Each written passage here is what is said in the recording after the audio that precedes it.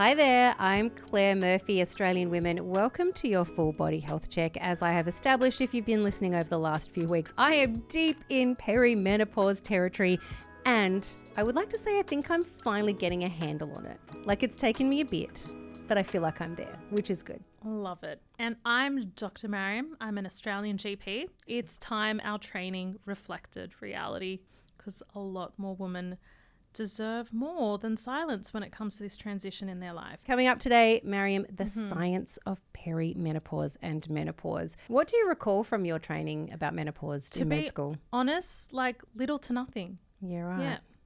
Well, if it's any consolation, I've been chatting to a med student to try and find out how much they're getting now. And he did say to me, yes, they have had a full year in obstetrics, and part of that has been a focus on menopause and like endometriosis and things that are impacting women quite significantly, and they are getting more training now. So Well, I hope next generation. I hope so. I mean, I've also got a friend whose doctor is Gen Z. Ooh. Like the eldest of the Gen Zs are now old enough to be your doctor, Wow. which makes me feel ridiculously old. There's so much happening around the discussion and menopause. There's a lot happening online right now. You might have seen, if you are in the same threads as me, weighted vests, vaginal estrogen, disappearing labia, more protein, more fiber. So we're going to unpack a lot of those things today. And like, you've probably been told a lot of these things in your social media feed. We're going to find out what is actually beneficial and what is actually useful when it comes to menopause. We'll also pop in time for a quick consult for Adek today. Now, she's had her uterus whipped on out. She's quite happy about that, to be honest, but she's not sure if she still needs to keep up certain health checks now that it's gone. We're also going to head to med school too, because Mariam, you know me, you know I'm a history nerd. Yep. And I've been delving back into a little bit of medical history. Oh, I love this stuff. This week. Tell me. Do I have a story for you? I am going to tell you how a pig castrator helped change how we give birth. Ooh. That's happening in med school next. Welcome to med school. Okay, we have established I'm a history nerd. Anything that delves back into the past, I'm right into. And from researching this show, I've been able to really tap into medical history stuff, which is, it's a wild place to be. I love when you share this stuff. When we figured out how to do stuff to humans, like the way we did that, not acceptable in today's terms, but like back then we just did what we had to do, right? So I was literally today years old when I found out the origin of the first ever reportedly, allegedly, because we don't know for 100% sure, successful cesarean section. Okay. Now, on a human being. Yep. Because this was happening on animals before it was happening on humans. It was not done by a doctor. It was done by a Swiss pig gilder. Ooh, Okay. What is a pig gilder? We will get to that. It's the year 1500. Elizabeth is pregnant. She is about to have a child. She is the wife of a man named Jacob Neufer.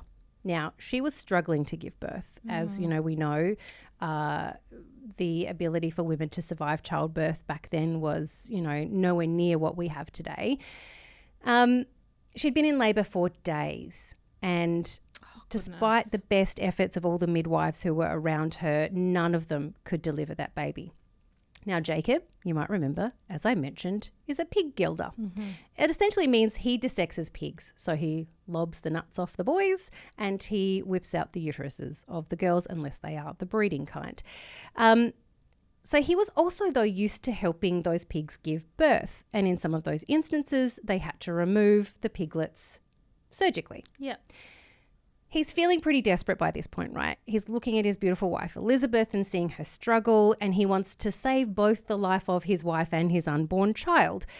He decides to step in and save her himself.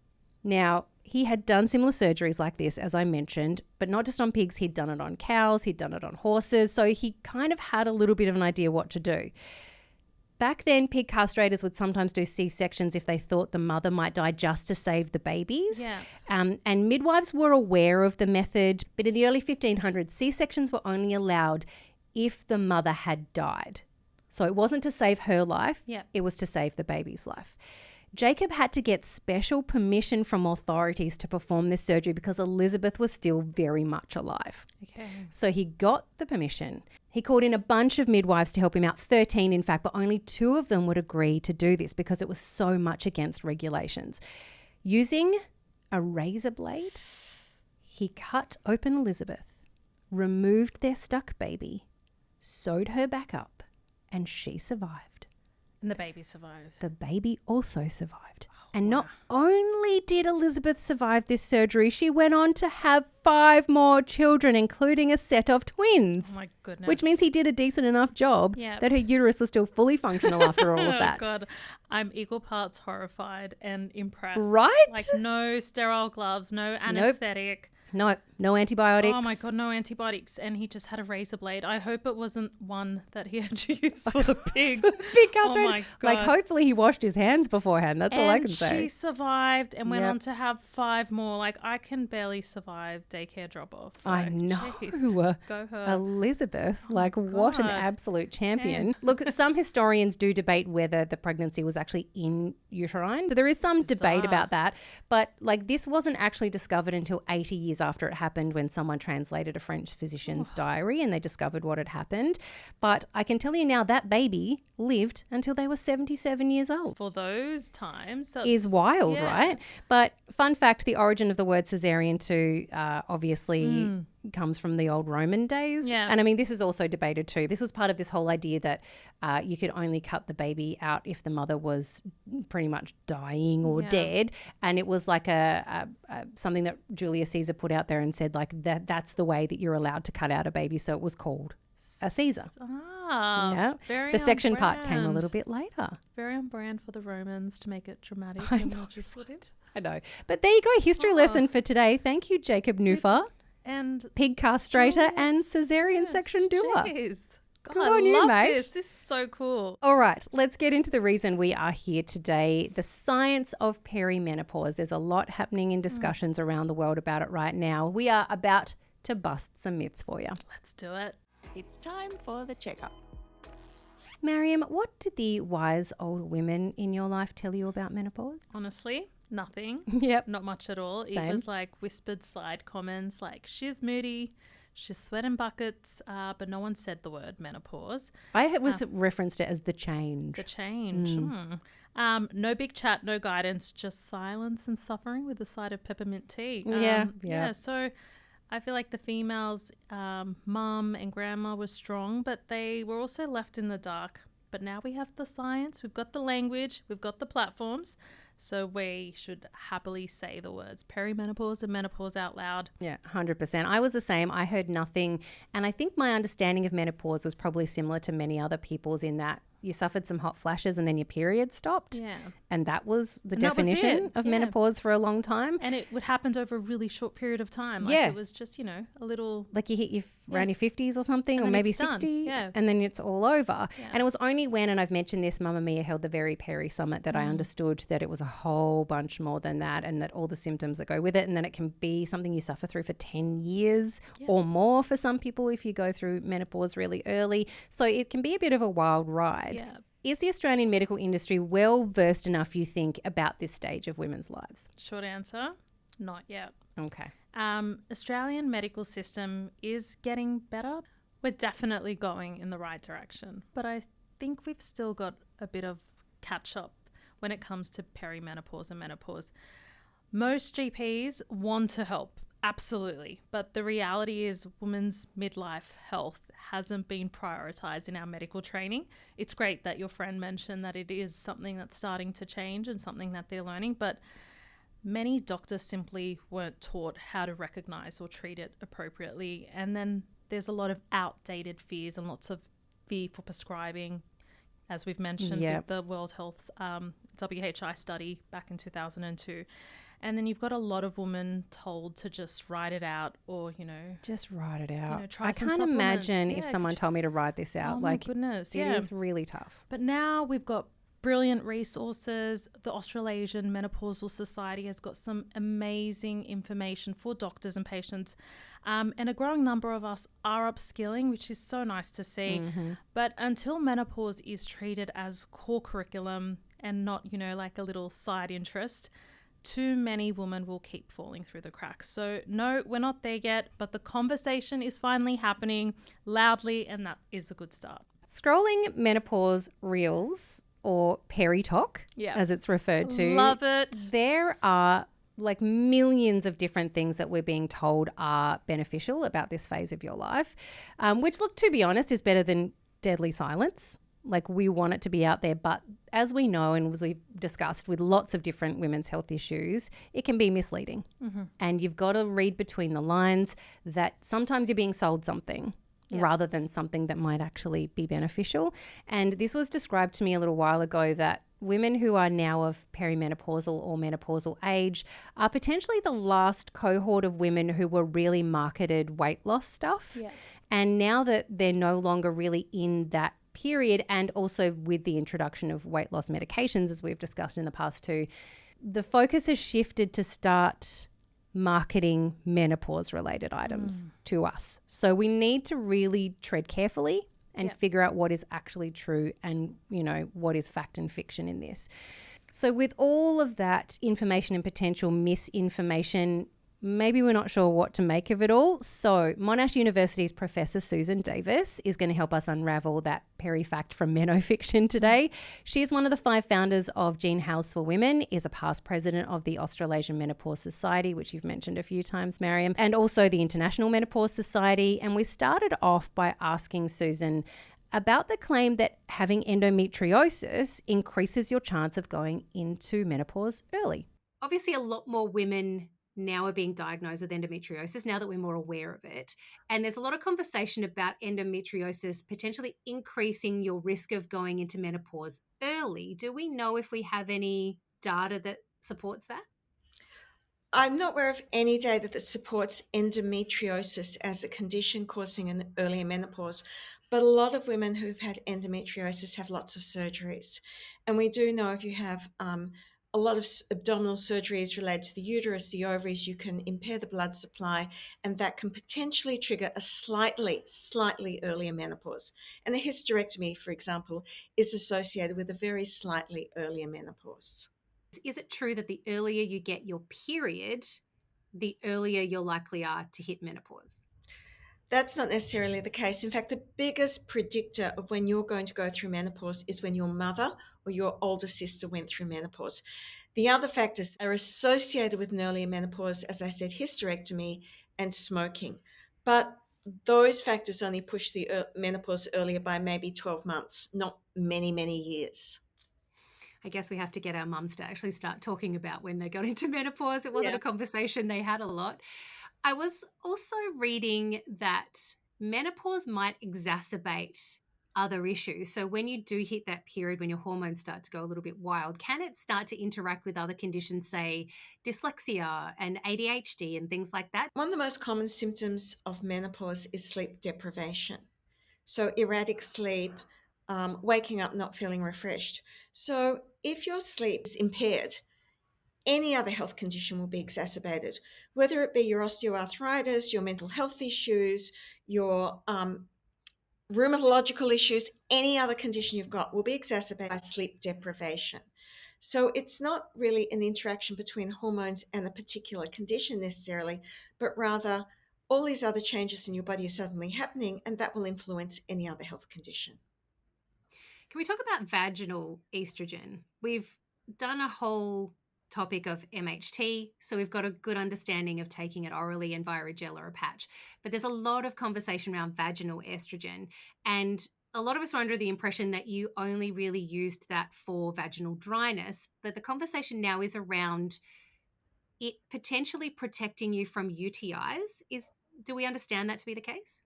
Okay, so vaginal dryness and vaginal symptoms tend to emerge in late perimenopause, early menopause. It's not one of the first symptoms. And the symptoms that go along with vaginal dryness are urinary frequency, like getting up multiple times in the night to pee, a sense that you've just got to rush to the toilet, urinary urgency, and vaginal estrogen can alleviate those symptoms. But one of the best studies was done in the 1970s that showed that even asymptomatic women who used vaginal estrogen had less urinary tract infections. So even a 60-year-old or a 70-year-old woman who has no other menopausal symptoms probably should still be using vaginal estrogen twice a week to protect her bladder and her vaginal tissues.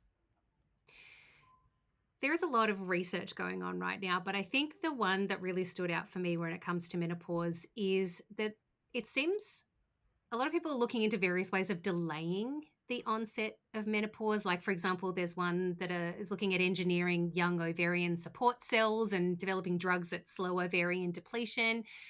And then if it is successful, for example, it raises the question of whether women need to go through menopause at all. How far along do you think we are in the science of menopausal delay?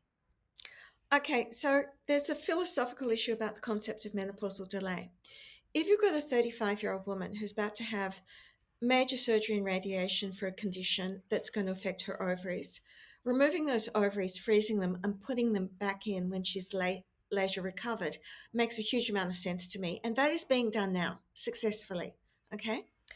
However, what we do know categorically is that the later you go through menopause, the greater your breast cancer risk is.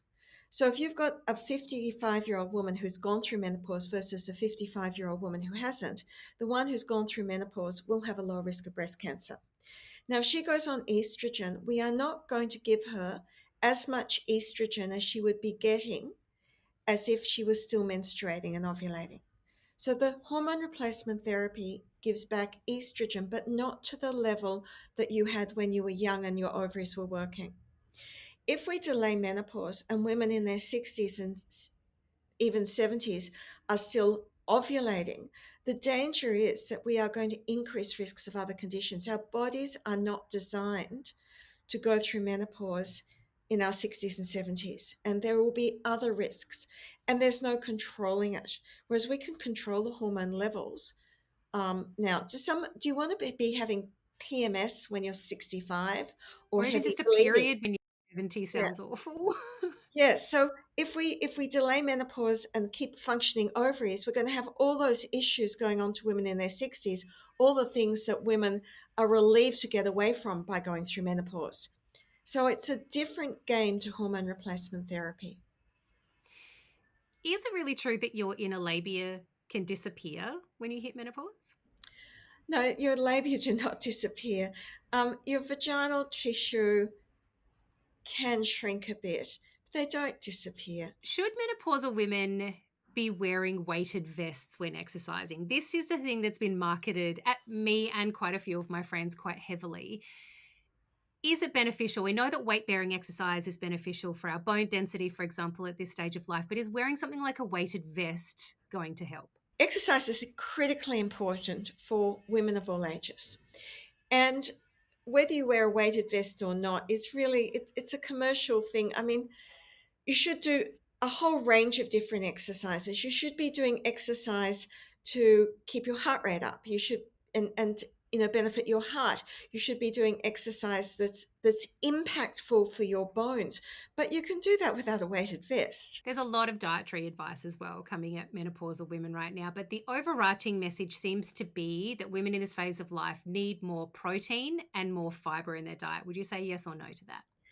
Women in their entire life need more protein and more fiber. So don't wait till menopause to start focusing on these things. Start focusing on it when you're 20 and 30 and 40. So when you get to menopause, it's not even a drama. Alongside dietary, there's also a lot of supplement suggestions. A lot of them claim to help alleviate symptoms, but just recently I followed a doctor on Instagram and she posted a video saying, this is your reminder there are actually no supplements out there that can help you with this hormonal shift of peri and menopause. Is that true? That is absolutely true. That's great advice. Menopause is having its moment in the sun, though, which is really important because it hasn't had its moment and we have been overlooked as women in the healthcare system in this moment of our lives. But it's also going to come with a lot of people trying to make money off of us. So I guess we need to be really wary of claims that aren't medically substantiated. Where do you suggest women go to be informed about menopause at this time? I think some of the best websites are the Australasian Menopause Society has great fact sheets. The International Menopause Society has podcasts for the general public and for doctors. and Jean Hales for Women's Health in Australia. They're all great. We have great resources in Australia, so people should use them. I'd love to know from you too, when are Australian women in perimenopause? Because we're told it's a symptoms-based thing, and when the symptoms are bad, like when our periods start to get a little bit out of control, that's when we're officially in perimenopause. But do we have a definitive way of actually knowing when it's arrived? So the onset of perimenopause is based on symptoms. And what our study published in July showed very clearly that the screaming marker of the perimenopause is new onset hot flushes or night sweats. So women who even find that their periods have become dramatically heavier or lighter, if they have hot flushes and night sweats, they're probably in perimenopause. Now, those women will go to their doctor and their doctor will say, oh, but your periods are still regular. Well, we've shown that simply having new onset hot flushes and night sweats, and in combination with some change in your menstruation, is a very solid indicator. The tricky part is women who have a hormonal IUD, a hysterectomy, or have had an endometrial ablation aren't menstruating, so they don't know when their periods are going to change. And again, we would suggest if those women suddenly start getting hot flushes and night sweats, they are entering perimenopause. That's the greatest marker we could find. So waking up in a puddle of your own sweat on a regular basis, so not just like a once-off, but regularly, that's really the marker to say, hey, peri's arrived? Yes, and it's every woman experiences differently. Some women are saying, oh, I don't have a hot flush, but then they're throwing the bed covers off. Or they feel like they're burning inside, but they don't flush. So it's the language we use, but really loss of heat control is the really major symptom. Miriam, what do you think about what Professor Davis said about the science of peri and menopause? Yeah. There is so much misinformation around. Prof. Davis is a much needed voice of reason. There's so much noise and misinformation around peri and menopause right now. It's having its moment. That's amazing, but it is also becoming a bit of a cash grab. So everywhere you look, someone's trying to sell a supplement or a hormone cream or a miracle menopause diet. But she reminds us that this is a natural life stage, a transition. It's not a disease. And while the symptoms can be disruptive, there are evidence-based treatments that are hormonal or non-hormonal that can work for you. But we need to be careful. Just because it's finally getting its time in the sun, it doesn't mean every product being pushed online is legitimate and will work for you. Being informed is powerful and protects us from being exploited. I loved her short, sharp and Yeah. shiny answers Yeah. to some of those. That's what we need in this day and age. Next, it's time for today's quick consult. Adek's had a procedure which means she no longer has some of her reproductive organs. So does that mean she no longer ever has to see a certain doctor ever again? We'll find out. Alrighty, for those of you wondering how you get a question to our good Dr. Mariam, who will give you general advice, as we stress, general advice, which you can then arm yourself with and take to your own GP. There is a few ways you can do so. Shoot us an email, well@mamamia.com.au. As you are wildly scrolling through your social media, just halt for a second, especially hopefully if you're looking at Well's social media. Send us a DM, we will read it, or you can be anonymous and pop into the waiting room. There is a link to that in our show notes, and you can tell us like what topic you want to talk about and what your exact question is. It'll guide you through it step by step. Okay, Mariam, it is time. The doctor will see you now just through here to consult room 1. Thank you for waiting. How can I help you? Mariam, I'm going to take the answer that you give to Adek today to some of my friends who have, some very recently, but some quite a time ago, had their uteruses, however you say it, removed, because I feel like this is something that I would want to know the answer to as well. So Adek wrote in and she said, I'm 49 and had a full hysterectomy 22 years ago. I have not seen a gynaecologist since. Is this something I should still be doing? Great question. The impact really depends on the type of hysterectomy you had and whether or not your ovaries were removed during the process. So A total hysterectomy, which she's mentioned she's had a full hysterectomy, removes both the uterus and the cervix, while a subtotal hysterectomy removes the uterus but leaves the cervix intact. Sometimes the ovaries are also removed during the procedure, and that's called a bilateral oophorectomy. And that's when you can get kicked into menopause really early, right? That's right, yeah. So why does this matter? If your ovaries were removed, you'll enter surgical menopause. And that can affect your bone and heart health over time. But if your ovaries were left, then you'll experience a natural menopause, but without periods. So it can be harder to tell when you're in that perimenopause transition. That's why knowing the signs of perimenopause and when to seek care is important. So yes, it's a good idea to have like a midlife health review, even if you feel fine. A GP, not necessarily a gynaecologist, is a good place to start, and they can review your bone and heart health, check for any urogenital symptoms like bladder issues, vaginal changes or libido changes, discuss hormonal therapy or non-hormonal therapy if that's something you want to explore, and ensure you're up to date with other screenings like your mammograms, your bowel cancer screenings, etc. So what about cervical cancer screening, formerly known as pap smear? If your cervix was removed and your cervical screening history was normal prior, then you don't need further cervical cancer screening or pap tests. But if you had a subtotal, so your cervix is still in situ or still there, or you had abnormal screenings prior to the surgery, you should continue regular cervical cancer screening as advised by your doctor or the national program. If you're not sure what type of hysterectomy you had, your GP or gynecologist can help check your records and go from there. But yes, a hysterectomy changes how we screen, but it doesn't mean stepping back from your health. At 49, it's a perfect time for a proactive health check. Okay. So definitely start by seeing your GP. So not having a uterus does not remove you from getting that area checked. Is the short answer for that. That is such a good question. I didn't even think about that in that instance. Like you would presume that if you don't have anything there to look at, why get it looked at? That makes sense. Thank you for that great question, Adek. And also thank you to people who've been sending us some really great feedback of late. Like it's really nice to read what you guys think of the show and what you've been doing with the information that you've been getting from us and taking it to your GPs. And also, look, I've got a bit of a cheeky ask. If you wouldn't mind going and rating and reviewing us. Oh, please do. In the podcast app. I've been getting great reviews from health professionals as well. I have been getting some feedback from lots of doctors. So nice.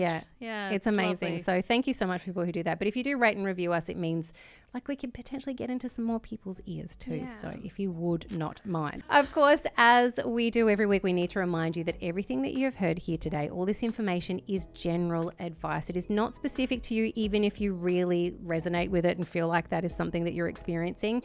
It might be for a different reason. You might have a different level of it. Like you might need different treatments than we've discussed today too. So make sure you take all that information to your own GP and get that specialised advice that is just right for you. Now, if you have questions about perimenopause, menopause, HRT/MHT as we call it, everything in between, get cracking now because next week we're going to have our Q&A with yourself, Mariam, and with some of our experts. So excited. Who are going to answer a lot of these questions. So as we mentioned before, there's a few ways you can get questions to us, emails, DMs, waiting room, in the show notes. Get on it. Mariam, thank you again. We'll see you for your appointment next week. Bye-bye.